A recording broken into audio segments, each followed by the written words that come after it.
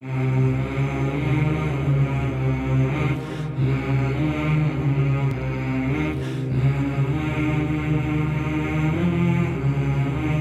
and blessings upon the beloved Prophet Muhammad sallallahu alayhi wasallam. To proceed, I greet you with the warmest greetings, the greetings of all the prophets. The Prophet Muhammad, peace and blessings be upon him, used this as a way to greet the people. Before he said hello and hi and yo, how you doing there, bro? And كيف حالك? السلام عليكم ورحمة الله وبركاته. Or peace, bruv. You know. So the end of the day, it's not the end of the day, right? Because it's still a journey, right? My own role is to kind of end this journey by being the last speaker on this small journey within a bigger journey, within a shared journey, you know, a shared journey really. And it's always very difficult to talk about your own journey. To be frank with you, I find it very difficult, and I've given this lecture about 1,000 times, but I still kind of labor, and I'm kind of lost for words sometimes because I don't know which bit to start with, you know, because, you know, you try to, like, we just came on a journey, I just came on a journey from Leicester Sharif. You know Leicester Sharif? You know Leicester? Does anyone know where Leicester is? Yeah? So, you know, Leicester is kind of in the Midlands, and it's kind of not too expensive, it's not too hot and it's not too cold, so it's easy to get to Manchester and it's easy to get to London because it's right in the middle, and that's why I moved to Leicester. I mean, and it's also extremely cheap, to be honest, compared to London. But the journey that I took to get here, right? Imagine that we didn't have a purpose for coming to Portsmouth today. Would I have come to Portsmouth today? You know, I'm not, so, right, there's no purpose coming to Portsmouth. I'm not coming here to watch Pompey get demolished. What are they, in the Championship or whatever? You know, they were in the Premier League, I think, before they got relegated, probably. But I'm not coming here for that. I'm not coming here to give a lecture to you. I'm just, right, but I decided I'm going to Portsmouth today. Does that make sense? Doesn't make sense at all. So, this lecture is about trying to make sense of this particular journey that I happen to be upon. And I'm sharing it with you in order that you can try and make sense of your journey, because it hasn't ended, because your journey hasn't ended, right? Because ultimately, what is the end of the journey? What is the end of the journey? The end of the journey is death. But is it? That's the question, you know, I mean, is the end of the journey death? But that also wouldn't make sense, right? Because that's only part of the journey. When you live in this world and you die and you go to the grave, and then after the grave, the time you spend in the grave, and then whatever happens afterwards. Because if you know, it doesn't make sense. It's illogical. It's irrational to say that the journey ends with death. Because that means you just get eaten by the worms and there's no purpose to this journey. Just like me coming to Portsmouth and not delivering a lecture to you guys today and not coming to watch the football team. It's a waste of space, a waste of time, and it couldn't be right. It doesn't make any sense. And we know everything in this created world, everything in the created world has a purpose. We know, for example, a tree. A tree has many purposes. plurality of purposes. It has the purpose of, for example, turning, dangerous, gases into good, benign gases so we can breathe, right? I mean, we need to breathe. So the trees provide oxygenation for us, for our lungs, so that we can take the next breath. Also, a tree is an adornment. It's beautiful. When we see the tree, we praise whatever created us. If we don't believe that something created us, we say, that's really an amazing, phenomena in nature. We change the word for God to nature, yeah? Back in the days, of course, when I was growing up as a kid, we used to have assemblies in all the schools. You know what an assembly is? Does anyone know what an assembly is? Yeah? But these were religiously delivered assemblies. So we used to have the stories from the Bible, every morning. And I remember, we learned about Moses, Musa, as the Arabic is, Musa. And we learned about Ibrahim, Abraham. And these were our prophets. And we learned about David, Dawood. And we learned about all of we learned about Jesus, peace be upon all of them. Jesus, peace be upon.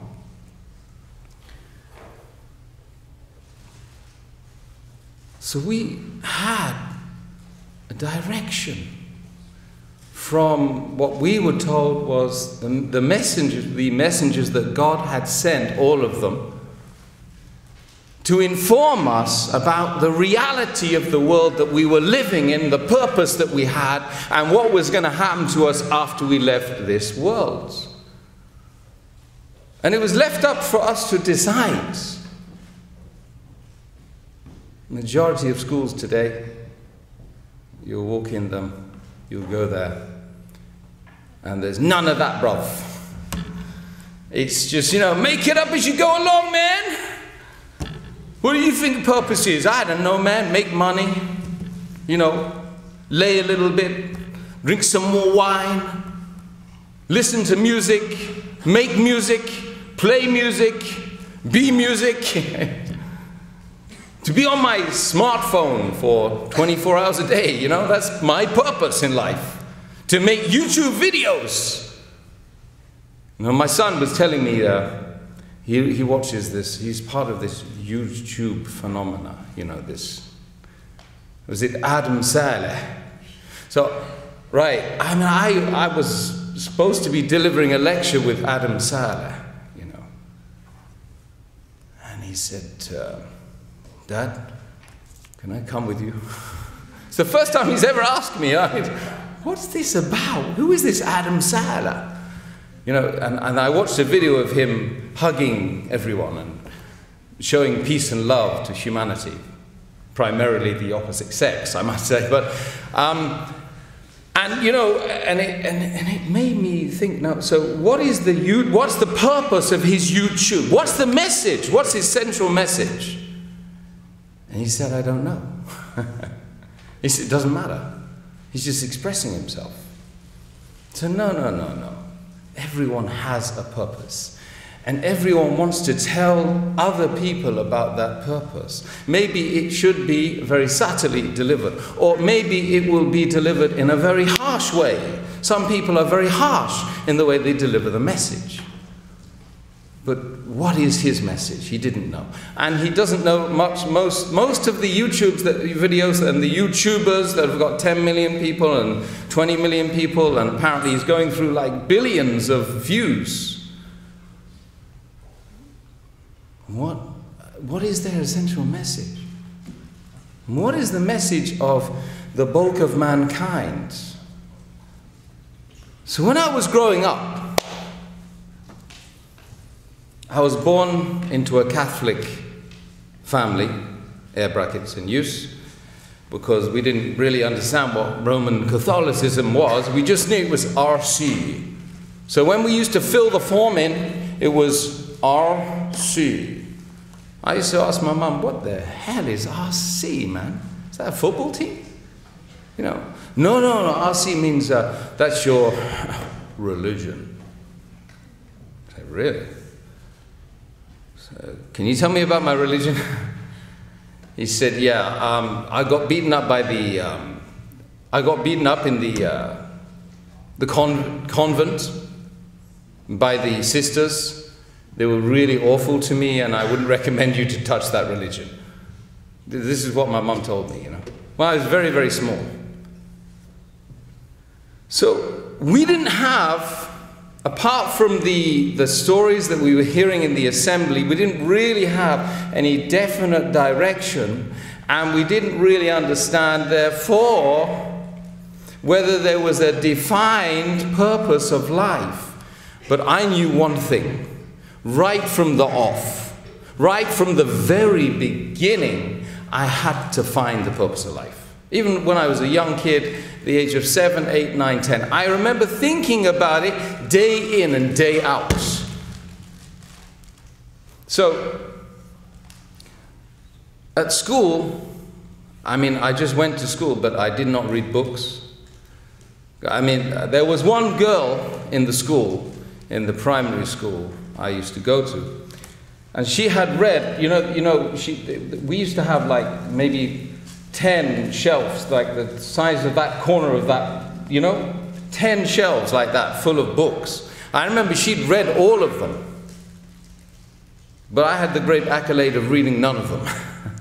So I used to be a revolutionary right from the beginning, because I didn't want to just take what, from other people and just accept it without thinking about it, without asking some serious questions as to whether it was what I thought was the truth.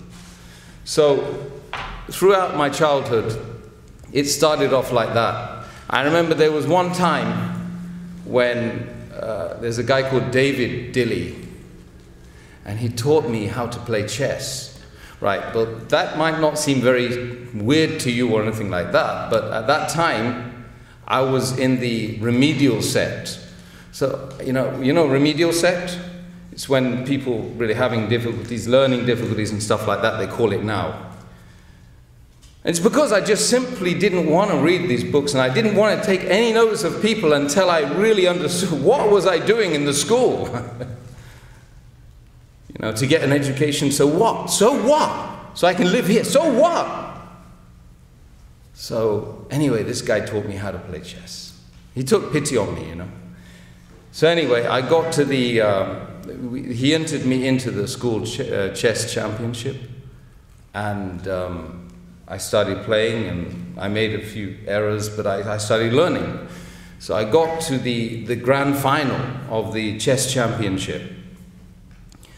And the guy that was teaching me, he was playing me, so I let him win. But you know what? I really could not let, because he had been the guy that had taught me, and he really cared about me, so I could not beat him. I just had to throw the game. And then the headmaster, his name was J.J. Hook. Get that for a name. That's scary. By the way, back in the days, you used to have canes, yeah? Yeah, we used to have to put our wallets down our trousers to save our backsides. Yeah, that's radical, man.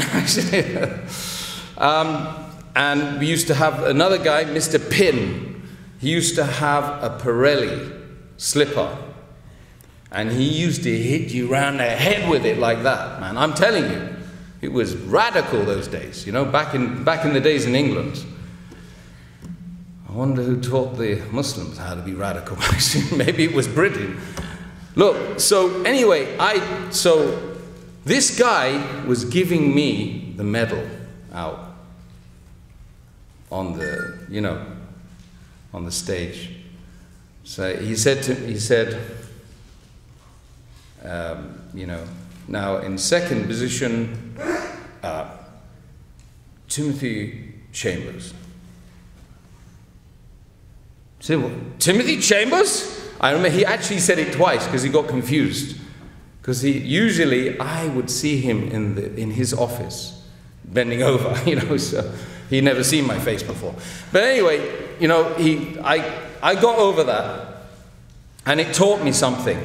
It taught me to challenge the system more, because I realized that it's not about a grade, and you know, intelligence isn't, you can't measure intelligence, right, by saying, well, he's got an A grade in this exam, therefore he's intelligent. No, it's not like that, right? It's a whole measure of different things and aptitudes and abilities, and whether a person's actually, you know, intelligent enough to actually think about why they're here in this planet and question the media system, question the government, question authority to say, are you sure you got this right? So, you know, right from the beginning, it happened like that. So I continued going to school. At the age of 15, I just about had enough. And the teacher said, look, you haven't studied enough to take the exams. I said, that's good for me, man. Let's get out of here. So they let me leave at the age of 15. Back in the days, you could do that. And I ran away from home, you know, because it just like seemed logical at the time. Rebel against the school, rebel against the family, rebel against myself, you know, that's what it was like. And the school system kind of faded away into the background, and then I got myself a job learning how to make lenses for spectacles like this, yeah? Like these ones, yeah? So I did an apprenticeship for 3 years, and I started to try and travel. I started traveling. The first traveling I did was interrailing. I don't know if you guys are too young. Anyone know what interrailing is? Put your hands up if you know. Interrailing. Okay, that's where you get this like ticket and you can travel all over Europe. You pay one price and you can travel all over Europe. And it was really an amazing experience for me. And I traveled to a place called Pompeii. Has anyone been to Pompeii? Yes, in Italy? Right. Number one checklist, you got to go to Pompeii, yeah? Pompeii, yeah? Near, in southern Italy. This is the place where Mount Vesuvius in the 11th century erupted on this place called Pompeii. And because it erupted in such a way, that it covered everything that was a life form at that time. And then later on, archaeologists came along and they dug the place up. And as they dug the place up, they filled these voids in, and they had these people exactly how they had died as the volcano had erupted. So, and it preserved all the buildings. Even signs and really amazing, intricate things that you could see. Right? Some verses in the Quran explaining this, by the way. But anyway, so I was on the guided tour, and I started walking down, you know, street by street. And I remember the guy was laughing and joking, saying, this is the street for men who want to sleep with dogs. Bestiality. So this is the street, yeah? And this is the street for men who want to sleep with men, and women who want to sleep with women, and this is the heterosexual street, and this is, yeah. And it was all preserved. If you go there, they have the signs on the brothel signage explaining exactly what each house was for. I'm not exaggerating this.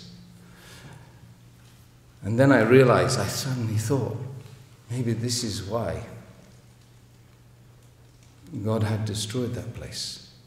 And I didn't think God at the time, because I didn't even think what is God. That wasn't even in my thought processes. But as I traveled around the world, I saw these different places. And I saw humanity in strife, in trouble, in chaos, anarchy. Just like me, I was upon anarchy. I was on total anarchy. And as I traveled, I got the travel bug. And you know, when you get the travel bug, you can't come back to England. You know, I met a guy in the airport, a Scouser, the other day. He said to me, he said, you know, Yusuf, he said, England, best place to leave from. Best place to come back to. I say, you know, I can relate to that. It's true.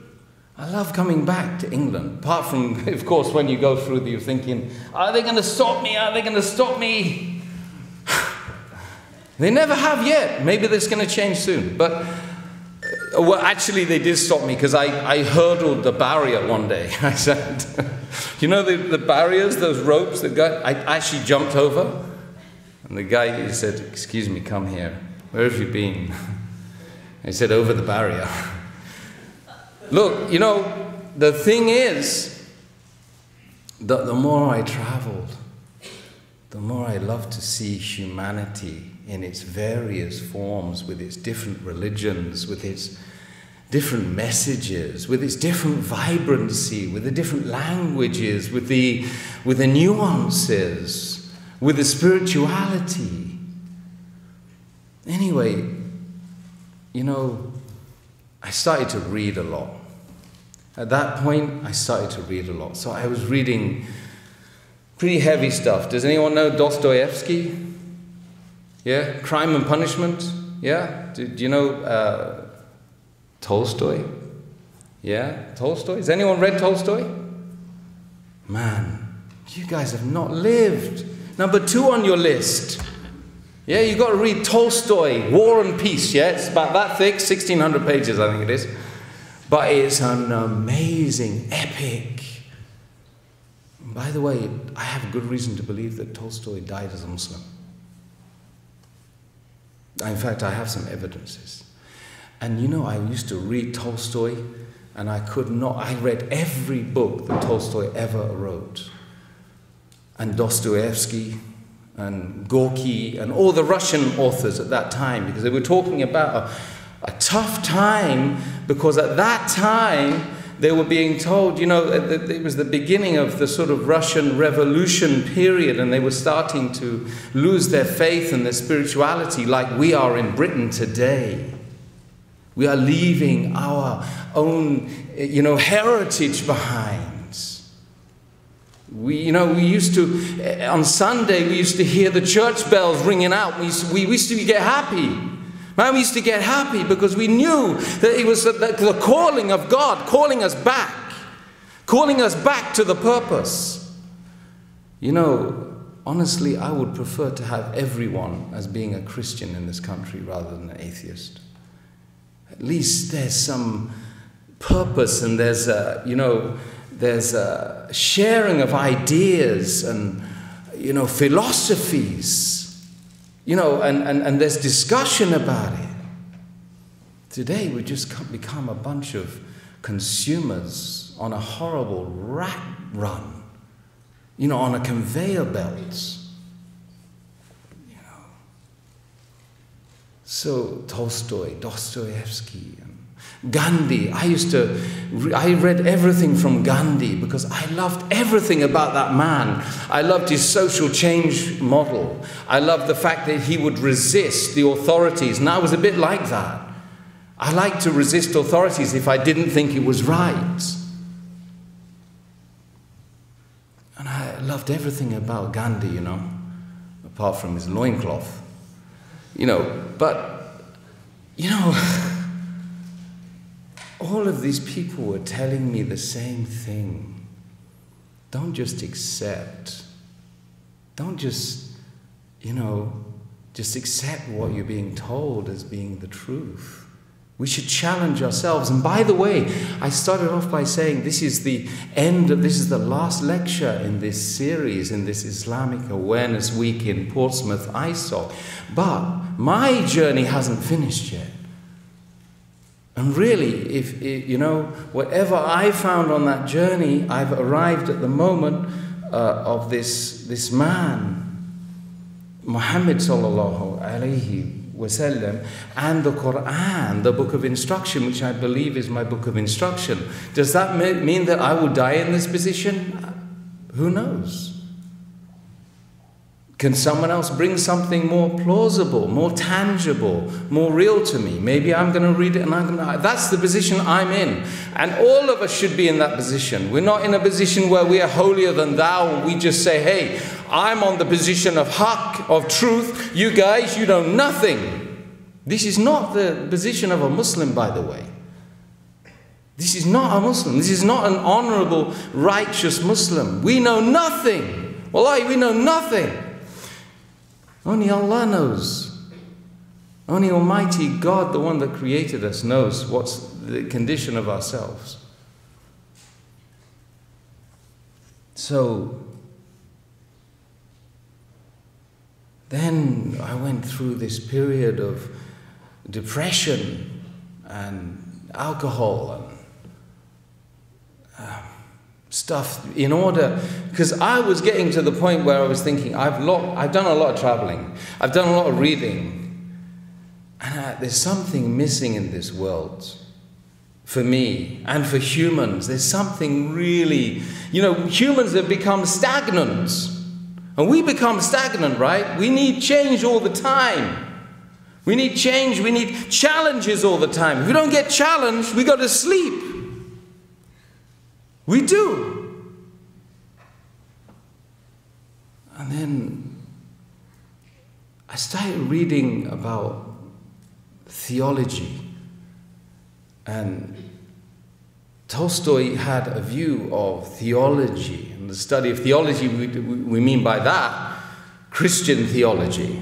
That there was like a dogma or, a systematic description of the theology of God and the purpose, which didn't really hold water to the average human being.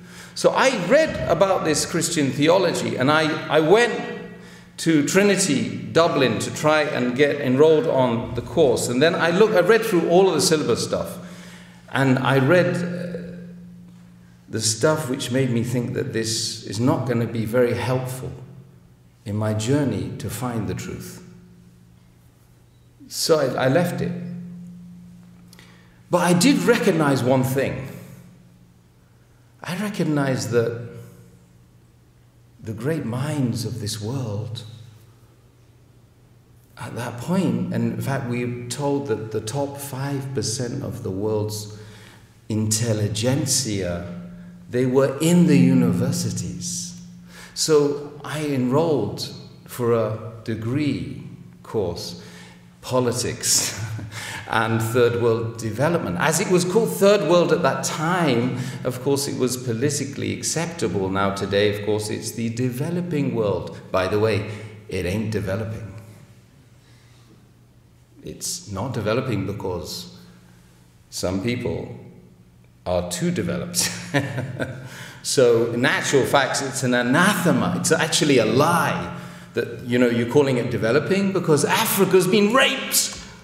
In fact, if you look 150 years, if you look at the history of Africa, it's got poorer.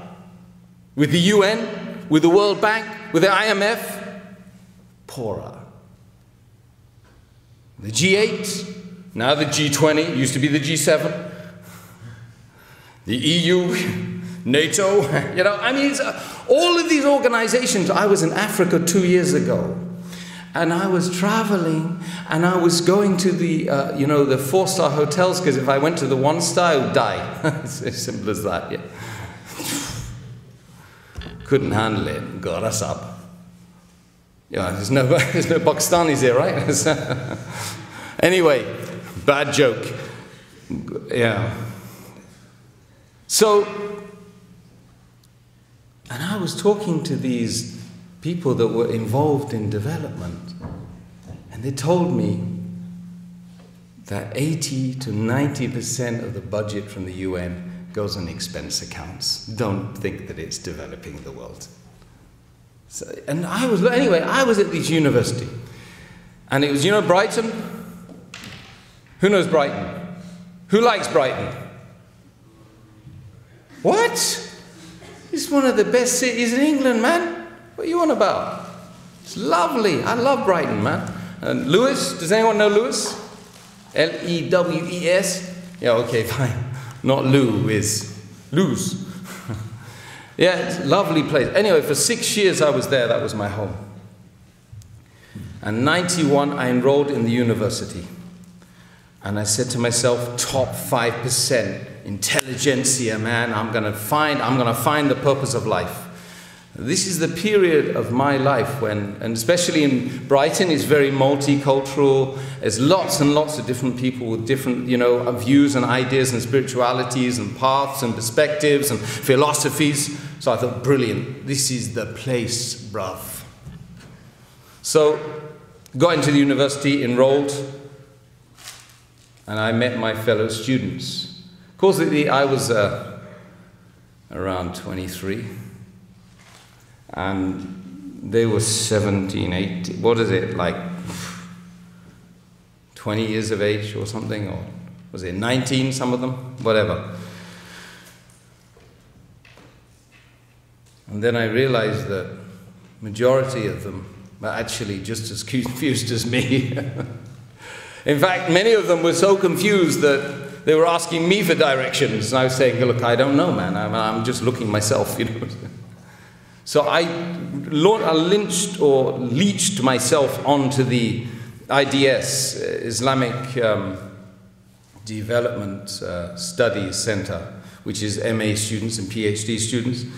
I started to talk, I started to engage with them, having great dialogue. Anyway, at that period, I kind of dabbled with so many different religions. I started off with Buddhism. Buddhism is a really interesting kind of concept in a way. And I learned how to do Buddhist meditation, right? So I was in the center for 3 months doing this Buddhist meditation. And one day I thought, look, I'm going to pop the question, because I can sit here for 3 months and not really understand and get to know the people, and it's very nice. And the meditation was amazing, I mean, there's some really good benefits. That's another thing. Number 3, you have to do meditation, yeah? You do it in your salah anyway, but... Anyway, so I asked this guy.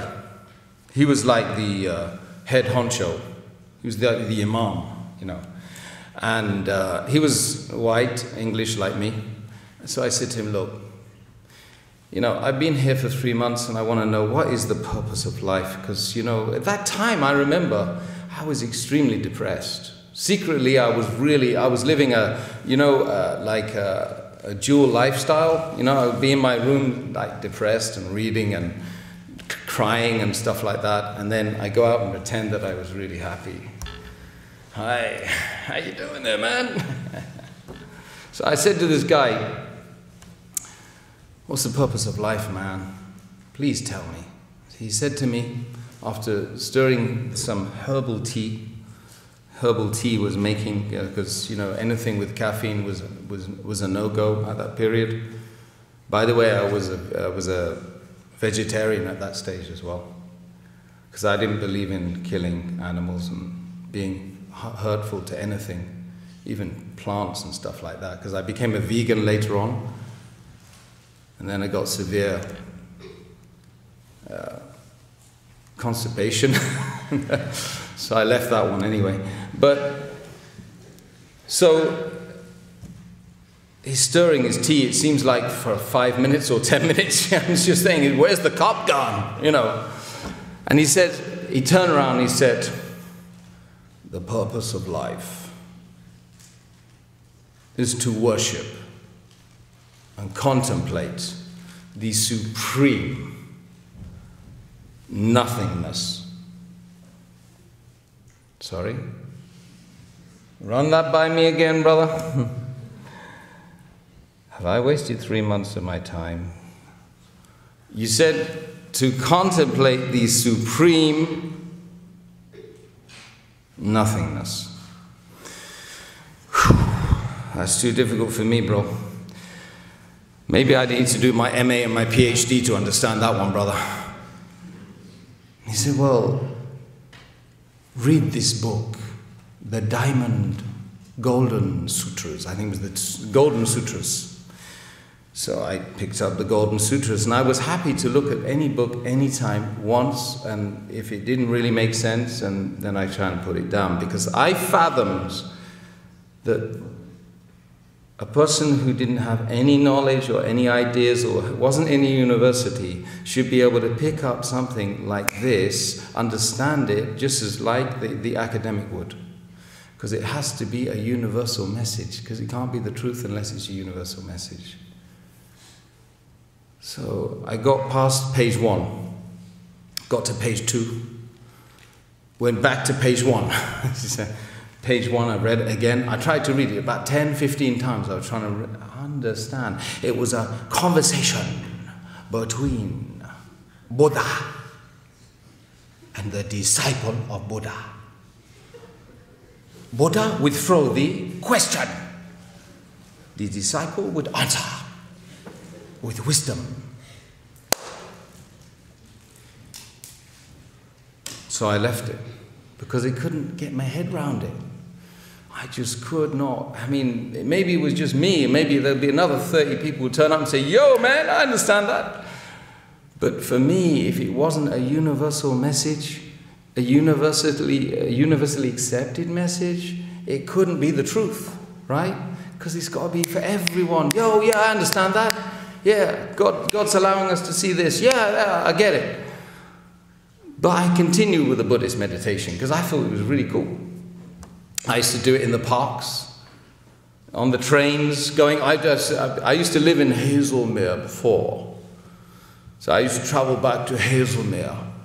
You know, so just up the A3.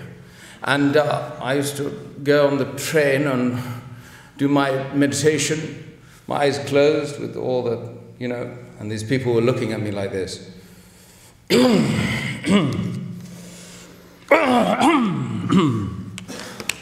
You know, the English way. We're great, aren't we? There's no one else in the world like the English, man. I love them, you know.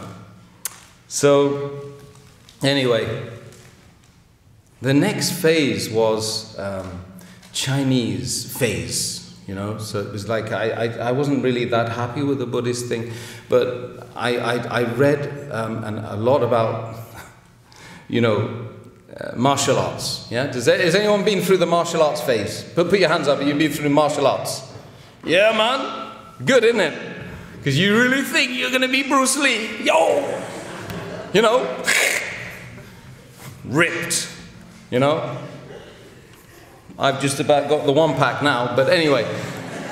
But you know, so you think, yo, I'm gonna do it, man. And the inner, the chi.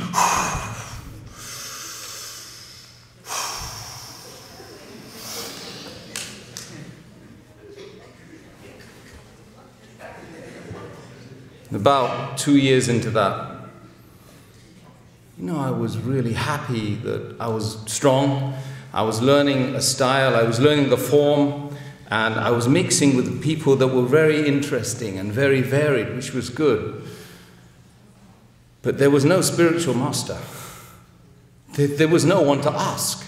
There was no imam or priest or stuff like that. It's just, yeah. And when I asked the guy, you know, so what is this, or why are you doing this? Why am I doing this, actually? He said, because to channel your energy, to be in control of the self. And I feel good when I was in the class and I go back to the room. Ah, not again, the room. Me again, alone, on my own, in the room. A void. That's it. Because the bottom line is, you came into the world on your own, and you leave on your own. You don't live with your parents, right? You don't live with your best friend. Yeah? It's true, right? This is what was going through my head the whole time. At that time, I was reading a lot of books on astronomy. I started to read, you know, we know where the term astronomical comes from, right? I mean, I was reading about these stars and the planets and the universes and the billions of universes that they can't even see. And I was reading about, you know, the cosmos, and I was freaking myself out every night, you know. So I bought myself a telescope and started looking at the stars and trying to work out, what is this star, man? Who made this star? And I was reading about binary stars, you know, pulsars. Oh my God. Think back to it, man, I did my head in. Right, I wasn't a nice person to be around, by the way, because I would do people's heads in. I mean, I had a friend called Brian. We used to go down the pub every Friday. Same thing.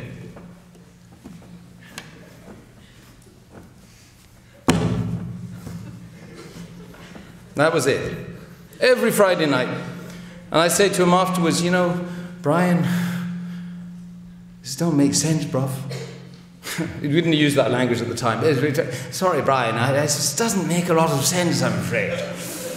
I mean, I'm going to drink orange juice next week, actually. And I used to go down the pub drinking orange juice, watching everyone get drunk.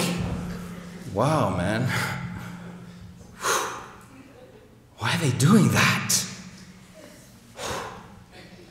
Oh my God, did she really say that? Oh, let me get out of here. Ran. So I became a teetotaler very early.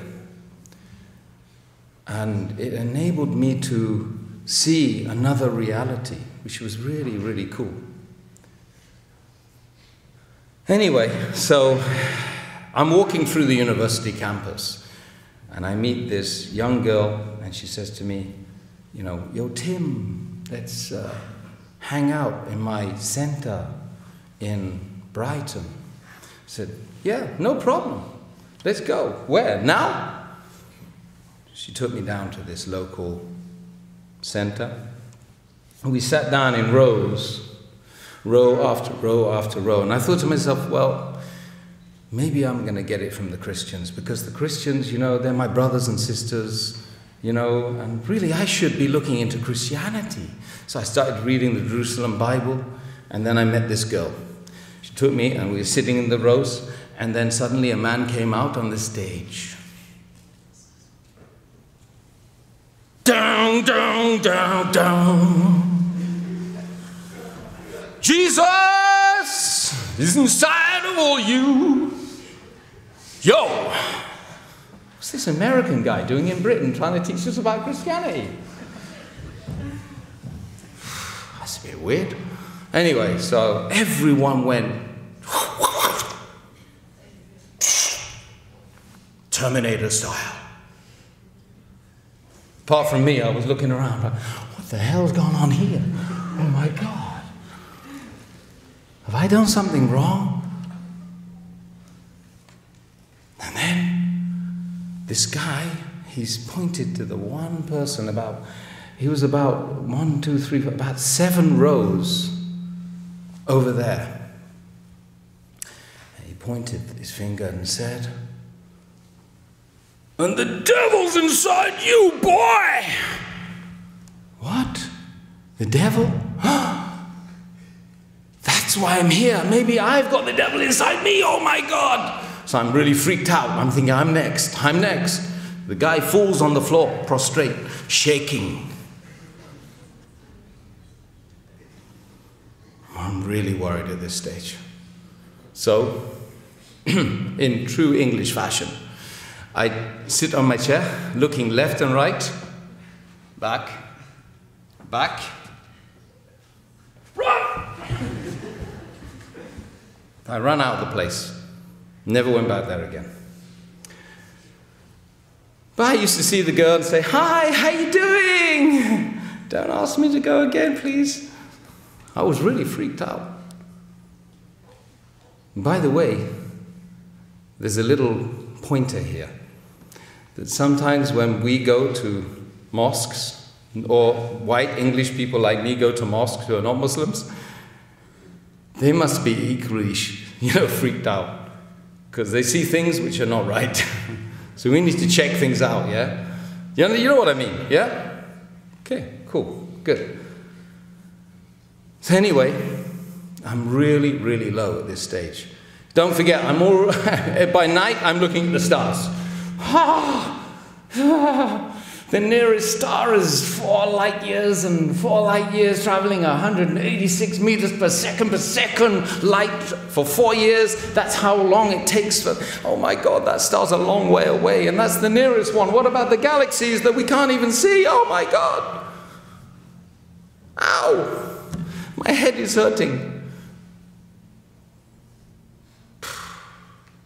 Brian just told me and pitched up and said, by the way, Tim, I found a good doctor for you. I don't want a doctor, man. I just want someone to tell me what the purpose is. Oh, you're a bit mad, I'm sorry. What? So, because I'm asking questions, I'm mad? Wow. I think it's quite the contrary. You have to be mad not to ask questions, man. So anyway, I was really depressed one night. I went to the church. It was built on the same specifications as Noah's Ark. That's what they told me. So I knocked on the door. I said, look, it's got to come from my Christian brethren. The answer. I knocked on the door, and the guy said to me, it's kind of late, you know. I said, yeah, but I need to know the purpose of life. Please help me. And he said, come back Monday morning. Monday morning? I might not be alive on Monday morning the way things are going. My head is so messed up. He said, no, just Monday morning, that's fine. He came back Monday morning, knocked on the door, went in, he was shuffling the papers, answering the phones. Back in the days, we used to have, not these mobile phones. Does anyone remember the first mobile phone? No, you're too young, isn't it? It was like, hold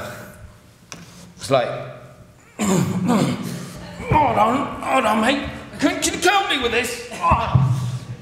It was Motorola, yeah? And the handset is like, didn't need to go to the gym with this one. Yeah, man. Anyway, so this guy was moving, he was answering the phone. I said to him, and I was crying, And I said to him, what's the purpose of life? Please help me. Please help me. I need to know. And he looked at me like I was mad. And he said, well, have you ever thought of doing a theology degree? I said, I just want to know the purpose, bruv. I want to spend 4 or 5 years in a university to know the answer. He said, no. If you don't want to do a theology degree, then I don't think I can help you. That's it, man. Rock bottom. So I walk off, go back to my room. What next? Who am I? What am I? Where am I going? I know I'm on this journey. I can see the other people, their fellow passengers, they're everywhere. I know I'm on the journey. I know I'm alive. Look, let me smack myself. Yes, it hurts. But why? And then, after all of these, this is 10 years, by the way. This is like, I'm condensing 10 years, what is it? Into about 35, 40 minutes. So it's tough, right? But I was in the university, and I had a few close friends. Because when I didn't want to think, I used to drink, You don't want to think? Drink! Yo! Monday morning is going to be acceptable for me now. I can get up and go to work or do my stuff because I'm in oblivion for 2 days. That's what it is. And that's what our youth are doing today. Oblivion. Because no one's answering their questions. And there's no one approachable to answer the questions, Muslims included. By the way, we failed the West. We ran away from the people in the West. We came here for the dunya, man. We came here for the flus. Yo, man, loads of money, innit, bruv? That's what we came here for. What have we given to the West?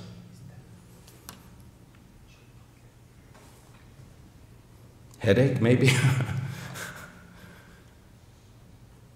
Anyway, so I'm with this girl, and she's like, girlfriend. And she comes by me on one particular night, and she says to me,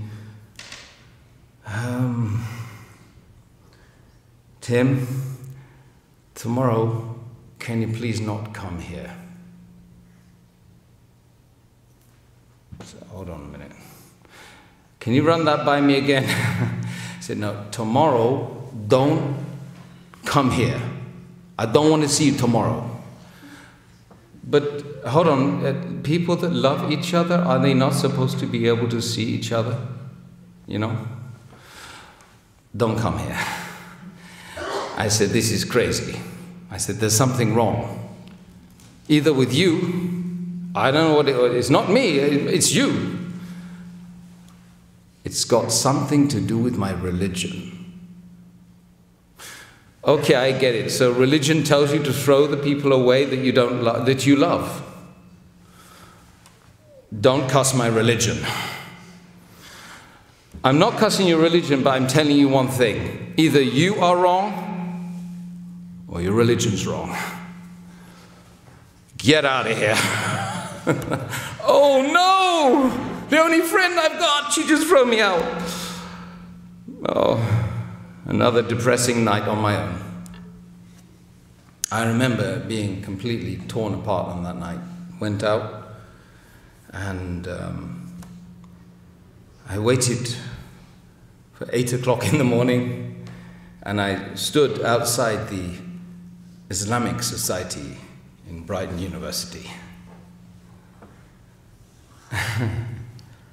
And I waited for a few hours because there was no one there, right? And waited for a few more hours, and because I didn't know Fajr was like 3 o'clock. We got to about Dhuhr, about 11 o'clock. They started coming in the masjid, in the prayer room, and knocked on the door. Man opened the door. He had a khutra, you know, digail. He had the whole Saudi-looking thing on. I looked at him and I thought, oh my God, maybe I've come to the wrong place, man. This guy looks like he shouldn't be here. And then, I said, excuse me, I've got a problem with my girlfriend. If I had planned that, it couldn't have been worse, right? You've got a problem with your... Okay, right. Okay, the first thing I'm going to tell you is that she's not good for you. And you are not good for her. Look, I just left her because she threw me out last night. And now you're telling me to leave her. What the hell what sort of a religion is this, man? Say, I mean, I love her. She loves me, man. Just tell me how I can get together with her. He said, wait a minute. He went into the back, like you do. And he gave me a pile of books like this. He said, read these. Da'wah. So I did. I did nothing else but read for 2 weeks. I read about wudu. I read about janazah. I read about how to, Islamic State and what it really stands for. And I read the history of Islam in Spain. I remember reading, there's one book I read, Islamic Civilizations. I read many, many books. And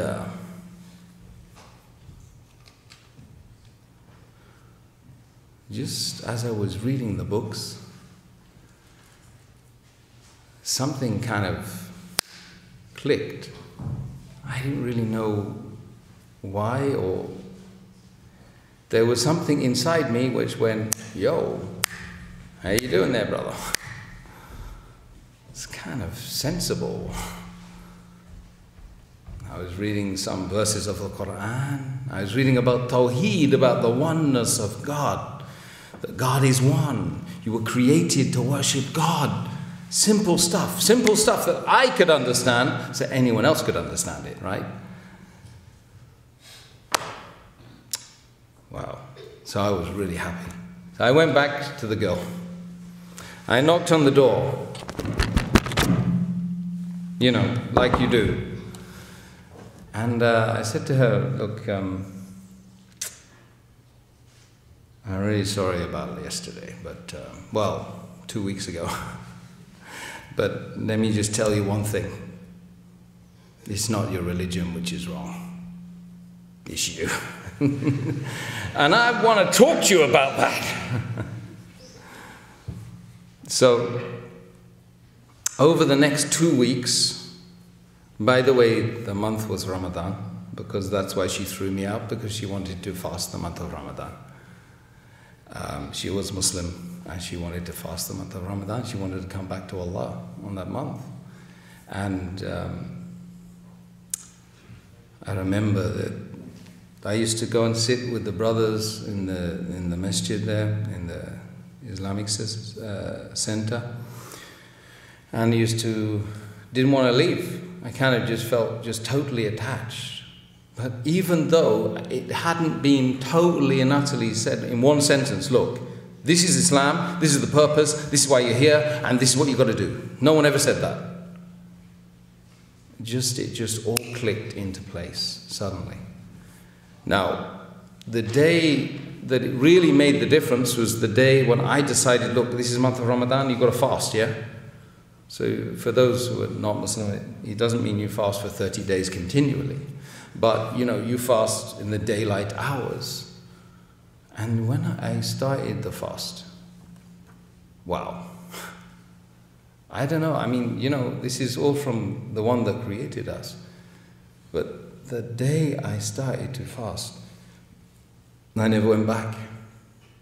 I just realized that there was a sublime purpose to life, and that was when you were seeking out the one that created the universe and those planets I was telling you about, and the stars and the universes, plural. How do you get that? I don't know. Still can't get it anyway. But that when you were seeking the remembrance of that Creator deep inside you, fasting, leaving off your food, leaving off your stupid talk, leaving off your music that I was addicted to at that time as well, leaving everything, just you and the Creator. I was so happy. Man, that day, I've never been able to replicate the happiness that I had on that day, apart from the day I took Shahada, which was about 3-4 weeks later. 3-4 days later. In the month of Ramadan it was, and I remember I was with some party animals the night before, and you know, they were telling me, yeah, Yusuf, come on man. It wasn't Yusuf, it was Tim. You got it wrong. But Tim, you know, come on man, what's happened to you? You look like you're giving up on life. No, you don't understand. I just found life. You know, and then they were saying, hey, that's not good enough, man. Here, have another bottle, have another spliff, have another tablet, have another happy tab. Sad tab, really, to be honest. So all of that stuff was going on. And I was just reading and reading, perpetually reading about the Quran that night. And I just kept, and then I read about the wudu and the purification, you know, with the intention to please Allah, washing yourself. So I started washing myself all night long. I was washing myself. Washing all night long, man. I kept washing. I said, there's something I need to get rid of, man. So it got to the first light. Thank God for the Hanafis, by the way. I'm going to tell you that. Hanafis, yeah. Hanafi fiqh, yeah. You know they pray Fajr right at the end? It's not actually true, it's not supposed to be, but thank God for the Hanafis, yeah, because I wait for the first sign of light, the crack of the dawn, and I ran out of that house. Anyway, I was just looking, I didn't even know what's a mosque? You know, that thing with the horrible green onion on the top, yeah. Oh yeah, that's a significant place. So I walked up Balham High Road, saw the green onion, fantastic. I wonder if they worship the green onion. But anyway, went in the door, and a man called Najib Bhai. I remember his name, Najib Bhai. Bhai Sahab, كيف حالك؟ क्या अली भाई ठीक हो बस ठीक ठाक alhamdulillah. Went in there, he grabbed hold of me, he said, can I ask you what you're doing here please? I said, well, I want to become Muslim. He said, you want to become Muslim? But we've never met you, we don't know you, have you been here before? Who are you? I said, I don't really know, but all I know is that Islam is the religion of truth. He said, really? Says, you should know, man. You've been in here for 30 years. Come on, uncle. Anyway, so he says to me, what do you know about Islam? He says, there's only one God worth worship. Muhammad is his messenger. And in the religion of Islam, you have 5 daily prayers. And zakat is payable. And you can go to Hajj. And Hajj is only if you can afford it. And so I told him about all of this stuff I knew. I said, that's impressive, man. So you know all about that? And I said, that's the last 3 weeks. I've learned it all. He said, you must love this religion. There's a lot of people who don't even know that from the religion inside this mosque in here. I said, well, is he ready? I said, yeah. But there's only one problem. Hanafi fiqh, yeah, again. They were there because they were praying Fajr right at the end, yeah. So they were staying all the way through to the, you know, the Hanafis like to stay all the way through after the dawn, anyway, the sunrise. So anyway, he said, but there's a problem. Have you had a bath?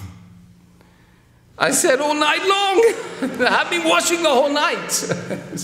Oh, that's good, man. You know about that? It was, yes, ghusl. Yeah, but there was no bath. It was just a sink. But anyway, don't worry. He said, well, come in front. So took me in front. There was like 300 people in that mosque. So I said, Ashhadu an la ilaha illallah wa ashhadu anna Muhammadan abduhu wa rasul sallallahu alayhi wa sallam. And I said it in English afterwards. And then everyone went, Allahu Akbar! What's happening? It's a bit early for the military command. I mean, so anyway, and then something amazing happened. I got hugged by 300 men. I've never been hugged by a man before. Not even my father hugged me. I was thinking, whoa, man, this is cool, kind of. And anyway, went back to the girl. So I became a Muslim. Will you marry me? She said, get out of here. And she ran away from me. And I ran to Allah subhanahu wa ta'ala. Alhamdulillah. And for the last 20 years, it's been a real struggle. And it's, like I said, it's on a journey. And we shouldn't ever think that just because if we're still alive, that this journey has ended. It hasn't ended. And you will be tested. Allah subhanahu wa ta'ala has given us this beautiful way. It's a very, very simple way. It's not rocket science. You know, you don't need to be Dawkins, but there again, it could be other examples better than Dawkins, yeah? We don't need to be very intellectual, because the essential message for what I realized afterwards, the reason why I became Muslim, is out of this simplicity of that truth. absolutely simple. And you know, it's not really anyone can become Muslim, even if you're white and from Surrey. And you know, it's a beautiful way. And when you get to be part of this family, and you realize that the Prophet Muhammad ﷺ, he said in many hadith that the best amongst me is the one who is best to the people. He is like a servant to the people. And when he said this, he said, not the Muslims, I'm talking about insan. I'm talking about human beings. Like, you know, when you see, I see this beautiful couple on the train the other day, on the tube. They're the only ones talking to each other, you know, but they were like linked, you know, and they were probably about 80, 85, maybe older than me, yeah. And, you know, and they were talking, right? And they were engaging, and it was just beautiful. It made me cry.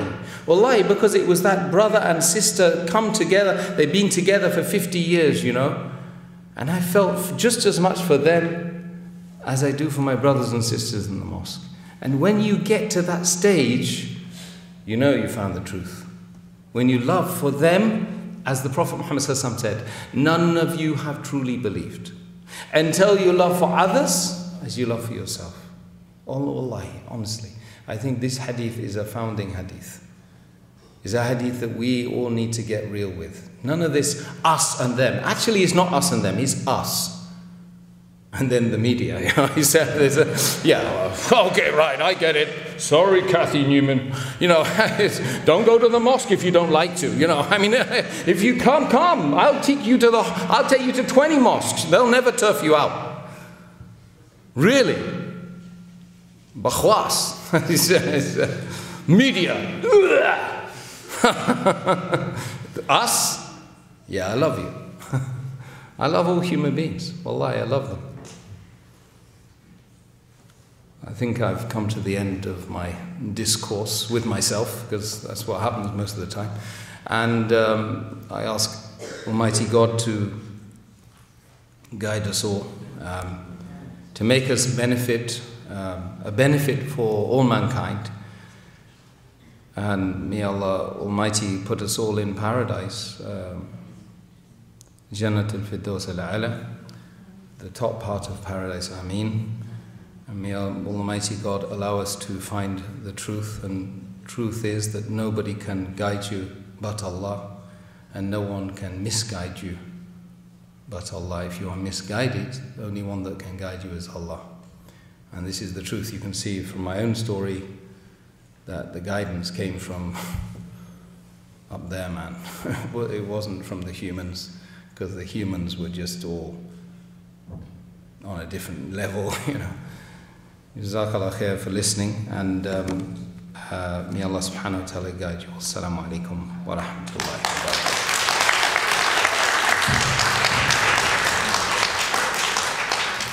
I think with that we conclude.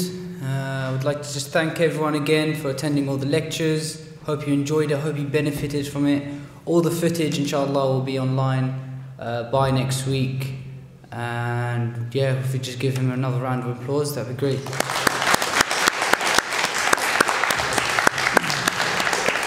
Thank you everyone for coming, and have a good night. Subhanakallahumma wa bihamdik, ashhadu an la ilaha illa anta, wa astaghfiruka wa atubu ilayk.